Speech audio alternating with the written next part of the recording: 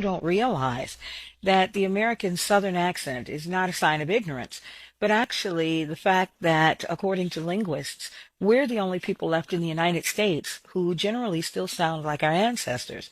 Because if you listen to native-born Southern speakers, the average Southerner tends to sound more like this, what we call this Moonlight Magnolia's drawl, because if you speed up that Southern drawl, over time it rapidly becomes a British accent. Most people don't realize that people that came here from Europe were largely from the United Kingdom. So when they got here, this was more along the lines of their speaking tones. But that's the first and second generations coming off the boats, not their children.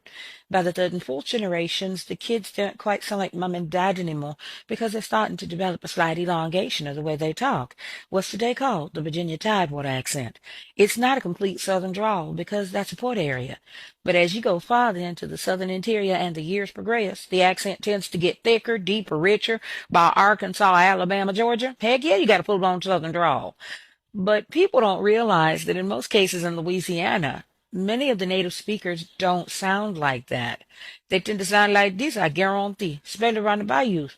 Because you speed up that South Louisiana Cajun Creole accent, over time it becomes en français, French. With, of course, certain exceptions in New Orleans, which tend to sound like more like New Yorkers because of the Irish and the Sicilian Italian influence. So they tend to sound